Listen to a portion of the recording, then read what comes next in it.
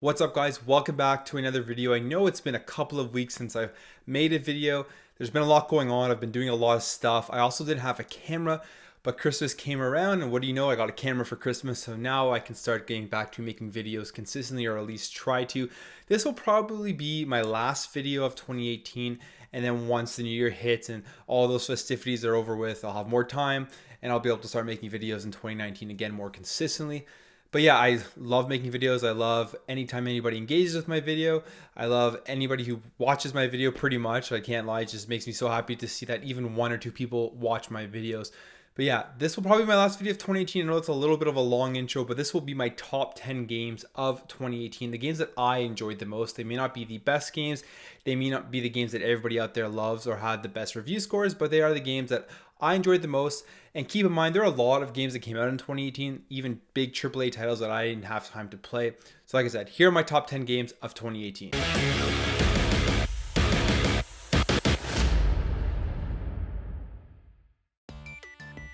So generally when I'm making these videos, I don't really do a specific order, but I'm actually going to.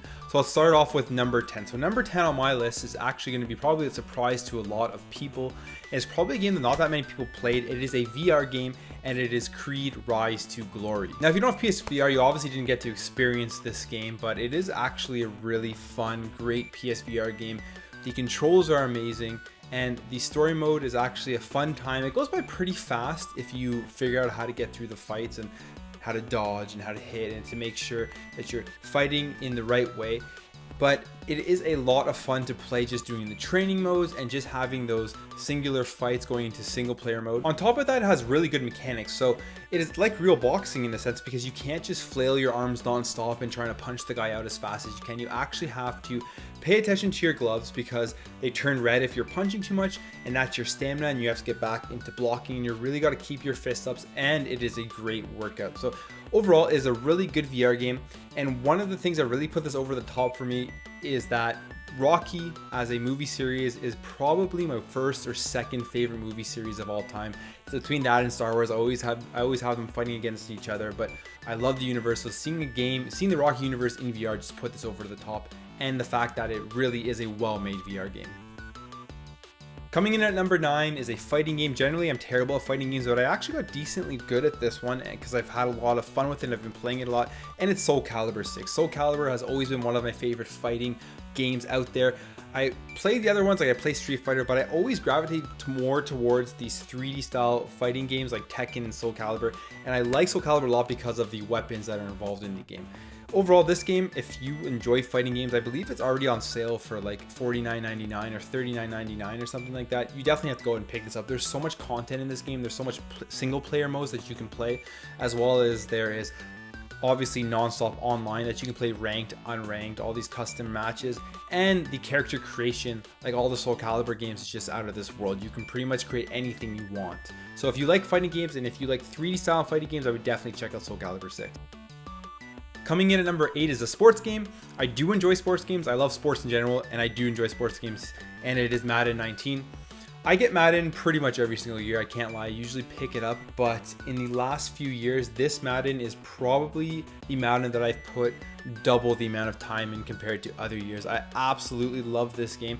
I play it all the time, just going on and playing ranked games, running a franchise, doing Madden Ultimate Team. It is just a lot of fun. And the thing with Madden is, yeah, if you don't like sports, you don't like sports games, obviously you're not going to enjoy it, but there's so much strategy that goes into playing Madden, especially if you're playing somebody else online who is at your same skill level. It's kind of like a chess match. It's not just basically reactionary. It's not just mashing buttons to be better. There's a lot of strategy that goes into Madden, and if you ask anybody who plays Madden, they'll definitely agree with that. And this is definitely one of the best Madden games that I have played in a very long time. Coming in at number 7 is A Way Out, and this was probably the biggest surprise to me this year, how good this game was and how it was so fun playing with somebody else. The story itself I thought was amazing, especially the ending. If you haven't played this game, I'm not going to ruin it obviously, but you definitely need to check it out. The ending just blew my mind. The story itself throughout the entire thing is actually pretty heart-wrenching, and it really engulfs you into the story, and it's just such a great co-op game with great mechanics, and you just really fall in love with the characters and you really get into it. So this is why this is number 7. One of the best best surprises, I'd say, for myself this year. Coming in at number 6 is Mario Tennis Aces. I've always loved Mario Tennis, been one of my favorite franchises from Nintendo, and this one really doesn't disappoint for me. There was a lot of people online complaining that you couldn't customize the games, and to me, honestly, when I'm playing Mario Tennis, there's no customization that I need in there. I just need to be able to play the game the way it's supposed to be played. And the fact that they have the online tournaments and the online system, I think, is a really good addition to this game, and it really keeps you coming back for more and more and more. One of my favorite Mario Tennis games that have ever been made, and one of my favorite games in 2018. And number 5 on my list, I don't actually have the physical copy for it right now, but for number 5, I have chosen God of War. Now, before God of War was released, there was so much hype around this game with that trailer at E3 that we saw a few years ago, and it just looked absolutely amazing, and it lived up to absolutely everything that everybody was hoping for this game. The graphics were amazing, the gameplay was spot on, even though it was a bit of a change from the previous God of War, and the story was just so good. It's such a great game, even if you just want to get through the story, progress from the beginning to the end by not doing anything on the side, even though you have that option. It's still such an amazing game that you need to experience, especially if you're a previous God of War fan and you have enjoyed them. And if you're new to this series, honestly, I would still suggest going to pick this up and just playing it, because it brings you to a new setting and it has new mythology introduced into it. So you really could just start from this one, and overall just an absolutely amazing game. My 4th favorite game in 2018 was Shadow of the Tomb Raider.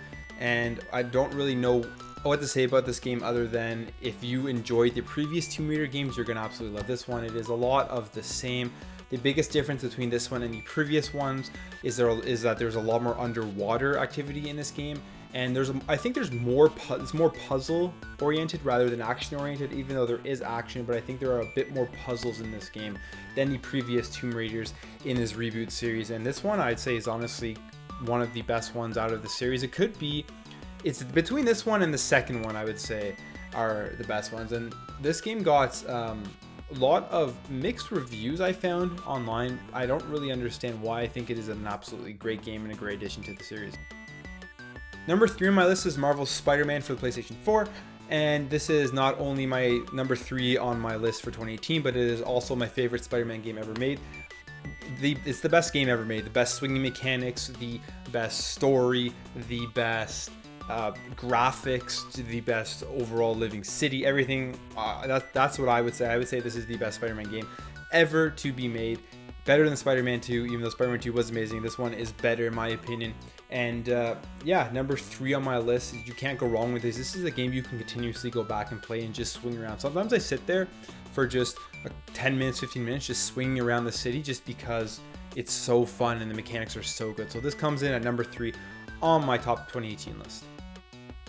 Now my last 2 are interesting. Number 2 probably won't be a surprise to anyone. Number 1 may be a surprise to some people. But coming in at number 2 is Super Smash Bros. Ultimate. Now, Super Smash Bros. I've always been a big fan of these series. I've never been the biggest fan. There's definitely a lot of bigger Super Smash Bros. Fans out there. When they announce the new Super Smash Bros. Games, I get excited because it's Super Smash Bros., but I don't lose my mind and I have plenty of patience to wait for it. This all, I think, stems from the fact that I actually never had a Nintendo 64, and I only ever played the original Super Smash Bros. At my friend's house, or if they let me borrow their N64. So that's how I really experienced it. And I played all the other ones after that, but the first one, I was never one of the original Super Smash Bros. Fans because I didn't have an N64. But out of all of the Super Smash Bros. Games to have come out since the N64 version, this is by far, in my opinion, the best one. And this is one that I've put the most time in already since it's been released. Now, a few reasons why I've put so much time into this so far is that the single player experience is great. I absolutely love it. There's so much to do without having to play with other people. And on top of that, I find the online actually pretty good. There's not much lag to it at all, if any. And the matchmaking is fast, and it's just overall a fun time. Now, I haven't gotten together with a bunch of friends yet and play this, and I'm going to very soon, and I'm sure that will just put this game absolutely over the top for me. And just like, there's so much content to this, so many levels, so many maps, so many characters, and just tons of great game modes. So this comes in number 2, and very deservingly so. Now, unfortunately for my number 1 game, I also don't have the physical version of it right now. but my number one game of 2018 is Assassin's Creed Odyssey. Assassin's Creed Odyssey, in my opinion, is one of the best RPGs to be released in 2018, one of the best open world experiences to be released in 2018, and one of the most beautiful looking games I've played in a very long time. If you're a fan of Assassin's Creed or not, that's not how you should choose whether you want to play this game or not.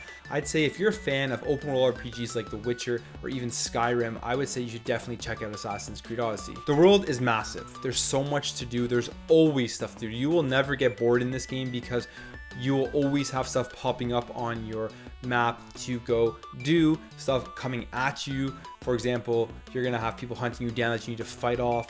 You can be running through a field and you'll have something pop up that you can go and help somebody with, or go complete a side quest. It's just non-stop. The story itself is actually pretty good. So basically you start off by having the choice between two different characters to play as the main character, and it's Alexios and Cassandra. And then you go through the story and there are a lot of decisions you have to make in dialogue options, and these dialogue options can definitely affect how the outcome is for your story or the next progression in the story, where depending on where you are in the game. Now, I thought the story, like I said, was very good, very entertaining. It was nothing out of this world, nothing that you really go home and say, oh, this was the best story ever, but it was good. It was definitely kept me engaged throughout the entire game, and I never felt like I didn't want to progress through the actual main storyline and just do side quests. Now, with Assassin's Creed Odyssey, the big elephant in the room was a lot of the reviewers were talking about grind time. Now, to me, this was one of the things in 2018 that just made no sense to me.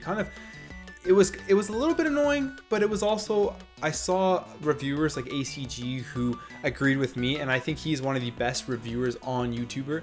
So if he's agreeing with me, then I know that I'm kind of on the right track, or my thoughts on this game weren't completely crazy. I don't think their grind was hard whatsoever. You didn't have to pay the additional microtransactions to get through the game. I know the argument is they shouldn't even be in there, and I agree with that, but you really didn't even need to use them. You could change, if you really wanted to complete the game and you just wanted to run through it, you just do it on easy and you'll be able to get through to the end of the game. But besides that, there was no grind in my opinion, maybe because I enjoyed it so much. I found going and clearing out bases, going to do side quests, going to do all the various different things to get XP besides the main storyline was what made the game fun and what made the game worth exploring and worth playing. So I didn't really feel that grind that a lot of reviewers played, which made me think, did these reviewers actually get through the game? Did they actually play it fully? Did they actually understand the type of game it was? Or are they thinking that this, or expecting this to be like one of the original Assassin's Creed games that wasn't a deep RPG like this one? It's something I could definitely go on and rant about and talk about for a very long time, because I found a lot of people were just jumping on the bandwagon of negativity towards this game, which I thought was crazy. But yeah, Assassin's Creed Odyssey is my number one game in 2018. So there you have it. That's my top 10 list of my favorite games in 2018. I would love to know in the comments below what your top 10 list was. If you enjoyed this video, make sure to hit that thumbs up button. If you haven't watched any of my videos, I would really appreciate a subscribe if you enjoyed this video, or if you enjoy any other content on my channel, maybe share this video around as well. Thank you for watching, and I'll catch you in the next video.